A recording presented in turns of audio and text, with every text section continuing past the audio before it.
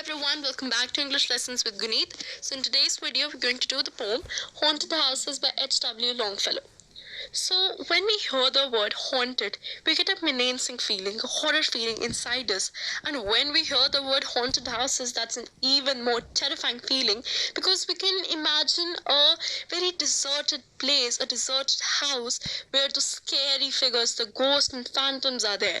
But in this poem, it is a quite different from all those things.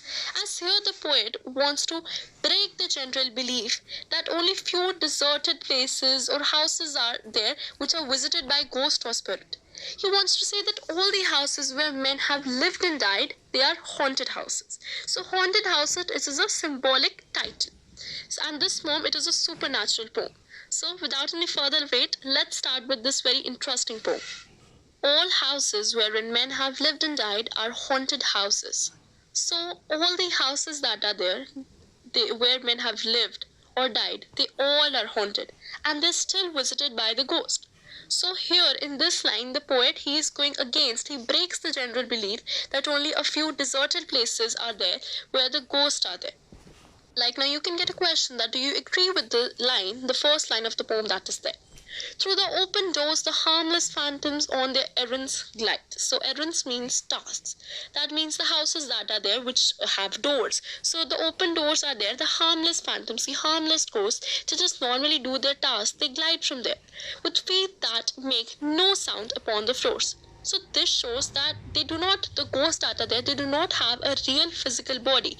That is why when they move, their feet do not make any noise. So this shows that they have supernatural powers. They possess supernatural powers. We meet them at the doorway, on the stair, along the passages they come and go. So this shows that everywhere in the house they are present. At the doorway, on the stair, along the passages, they just come and go, means they just visit it normally. Impalpable impressions on the ear. So this phrase, it is usually asked in the exams. This is important. Impalpable means unnoticed impressions on the ear, means they are just not, we cannot see them physically, we cannot feel them physically. That is what they mean to say here, that there are unnoticed impressions that are there on the ear, and these impressions on the ear, these are the phantoms, means the unnoticed, the impressions on the ear are the ghosts. A sense of something moving to and fro, means we just feel like that something is there that is moving to and fro, but we cannot see them physically. There are more guests at the table than the hosts invited. So this is a quite humorous thing, as the guests here, they represent the ghosts, the phantoms that are there, and hosts, they represent the living people, the living members that are there. So here they are saying that the table, means we can say a dining table, it can be, that at that table, the more than the living people, the number of the ghosts is even more than them. The illuminated hall, means the properly lighted hall, is thronged with quite inoffensive ghosts. Thronged means crowded, so they want to say here that the properly illuminated hall that is there, it is crowded with the inoffensive, the silent, the harmless ghosts, means it is full of those. A quiet and inoffensive ghost, as silent as the pictures on the wall. So this is a very important phrase which is usually asked in the exam to explain. It is a simile, which means that the ghosts that are present, they do not make any noise or disturbance. Like the pictures on the wall, they are just there on the wall, they do not make any noise. So are these ghosts. So a comparison is done between the ghost and the pictures on the wall, that like the pictures on the wall, they do not make any noise or disturbance, so are the ghosts which do not make any noise or disturbance. The stranger at my fireside cannot see me, the forms I see. So here it feels like that some person, he is saying something in the poem. So that person is only narrating the poem. So who do you think that this I is there? So look at this line carefully. If we see, the stranger at my fireside cannot see the forms I see. This means it is some kind of supernatural power. And who possesses supernatural power? The ghosts that are there in the house. So here, the ghost that he's saying the line, the stranger, means the living occupant of the house, he cannot see the forms that I can see. Means the supernatural powers that he is having, and the forms I see, the forms are like the ghosts that are The sounds that are made by the ghost, he cannot hear them as they see in the next line, nor the hears the sounds that I hear. He but perceives what is, while on to me means he looks like what it is. He just looks around. He has a feeling that something is there, but he cannot see those things, the forms that is the ghost. Neither he can hear the sounds made by the ghosts. While unto me all that has been is visible and clear. Means all that he means to say that all that looks means everything that is there.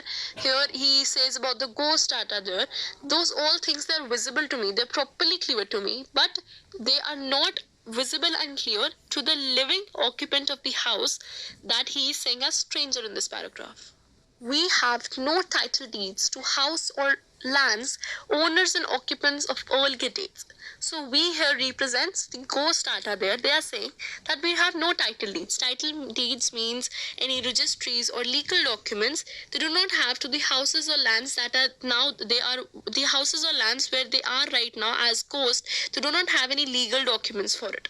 Owners and occupants of earlier dates means previously when they were alive at that time they used to like live in those houses or on the lands, but now they do not have any legal documents. Why? Because they are dead. So how would they have any title deeds for those houses or lands? From graves forgotten stretch their dusty hands means from the graves, their graves of the people that are there, those who are now ghosts, they just stretch out, they take out their dusty hands from the soil. And why do they do so? We'll get to know in the next line. And hold in mortmen still their old estate. So they stretch out their dusty hands to claim possession over their property, to claim their property. Here mortman means that they claim possession on the property which they used to have when they were like living on in the real world, when they used to live over those lands. So they can have possession over it. So they stretch out their dusty hands from their graves and they hold mortmen still in their old estates. The spirit world around this world of sense floats like an atmosphere. So this line basically shows the contrast between the reality, the real world and the ghost world. Spirit world here means the ghost world and the world of sense is the real world or the world of reality. Means like an atmosphere, we all know it is present everywhere around us. So they want to say here that the spirit world means the ghosts. They are present everywhere in this real world, even as they have also written in the next line, and everywhere. Wafts through these earthly mist and vapor dens means these are the signs that the spirit world, it is there around us. If we see such things, we need to understand that the ghosts are there. A vital breath of more ethereal air. So this vital breath, it is the breath of the supernatural beings. The world of ghost, it passes through like mist and vapors, like just a vital breath of delicate air from the other world. Our little lives are kept in equipoise. Equipoise means balance by opposite attractions and desires. So this is a very important line which we need to like properly understand. Now these last paragraphs which are there, they like show the relation between the real world and the world of ghosts. These all lines. So means our small lives, the little lives that are there, now they are just kept in balance by what thing? Opposite attractions and desires. So opposite attractions, we can say the money, the fame, the wealth, these all are the materialistic things that a human being they possess, and all the desires, these all desires, we all desire to have all these things. So now that is why, because of these desires, the humans, they are not able to attain spiritualism and they're pulled by these desires. So now on one side, the humans that are there, they want to attain spiritualism, they want to just rise above all these materialistic things, but on the other hand, they are just attracted by all these money, fame, the property and all these things. So that is why it is kept in an equipoise only, their lives. The struggle of the instinct that enjoys and the more noble instinct that aspires. So here they mean to say that the human instincts, they just seek for pleasure that is there. But at the same time, they are also complemented by higher instincts for noble goals, that is spiritualism. So the humans that is there, they just want all the pleasure things. They want money, they want comfort in their lives, they want fame, they want wealth. But at the same time, they also want the higher instincts, means they have noble thoughts. They want the spiritualism, the feeling of spiritualism, it arises in them. So they cannot attain like spiritualism. The reason is because they're having these materialistic desires that are there. These perpetuations, this perpetual jar of earthly wants and aspirations high, come from the influence of an unseen star and undiscovered planet in our sky. So here this perpetual jar, it is of like the mental disturbances, the fears and anxieties. Now these fear and anxieties, these are caused by the earthly wants, means the earthly desires, and the aspirations side, means we have so many things to think about. Like if we do not think about these desires and aspirations, we'll be the happiest person that are there. Now we are haunted by our desires only till that. We are just haunted by these. We fear those and we have anxieties, the mental disturbances because of these desires. Now all these desires and aspirations that are there, from where do they come? They just, all these means that our life is, it is controlled by some undiscovered planet in the sky. We have not yet discovered it, but all our desires and aspirations, these are because of the influence of that unseen and undiscovered planet in our sky. So what the poet wants to say is that our worries, our fears, they are like not our own making. We do not make them, but they're shaped by an unknown force on some remote planet in the sky.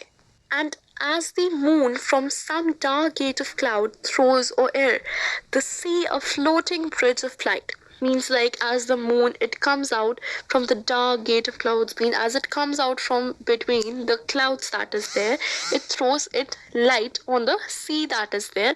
And when that light is there between, it seems like that a bridge is there, so it is like a bridge of light that is there. So now what this bridge is there, so this bridge, it basically connects the earth, the world on the earth, and the other world that is there, means the supernatural world that is there. Across whose trembling planks our fancies crowd. So why it is trembling planks? Because it just is an imaginary bridge. Now who imagines about this bridge? The human mind that is there. Our fancies crowd, means our fancies that are there, they travel. Now our fancies that are there by the human brain, they just travel from this, through this bridge, from the human world to the other world, into the realm of mystery and night. What these lines basically mean is that the human mind, they think that the beautiful, all those beautiful things that are around them in this real world, they just think that from where do such things they come from, and then they get the answer that these things, they come from the other world that is there, which is like across the bridge that is there. Now this bridge is formed by the light that comes from the moon. So these are the imagination that comes in the mind of humans. So the other world, it is like the abode of spirits also. So from the world of spirits, there descends a bridge of light connecting it with this. So like in the previous paragraph, we had done that a bridge of light, it descends from the sky like from the moon. So similarly, a similar bridge of light that is there, it descends from the world of spirits also on the earth, on the real world. A similar bridge is there, on whose unsteady floor. Now this unsteady floor, through the poem they want to say that the bridge of light, it is the unsteady floor, but the real meaning, it is like the mental condition, our mental condition of the humans that is there. So our thoughts that are there, they just wander on that unsteady floor. Now wander our thoughts above the dark abyss. Abyss means space, means our thoughts that are there about those things are like we think about the supernatural powers, about the ghost and all those things, and they are like the dark spiritualism that is there, but we do not know that who controls all those things. So these are the thoughts that wander in our mind. Now the bridge of light that is there, now only the spirits can cross this bridge of light and not the humans that are there. The poet here seems to support the idea that ghosts, particularly of like the departed friends and family members, are the products of our fertile thoughts and emotions. So haunted house, it is like a metamorphical use that are houses that are there, they are just haunted by our own memories, the memories that we have of our departed friends and family members. So we should appreciate like the unique concept of ghosts that has been represented by the poet H.W. Longfellow in this poem, because ghosts, which are like the basic, the common belief that is there of ghosts, that is they are just malicious, they are sinister and they are horrifying. But in this poem, a complete different concept has been portrayed, as they have been considered as harmless creatures who just visit their formal dwellings. So in the senses, they want to say that each and every house that is there, all those houses are haunted and not just the ones which are abandoned or deserted. And the last stanzas that are there, like they're very mysterious and they're just beyond rational thinking, because the imaginary used it is like once striking and sensuous, and like they want to show the connection between the real world and the human world in those last paragraphs. So I hope that you understood the poem well. So don't forget to like this video and subscribe to my channel. So till next time, bye bye.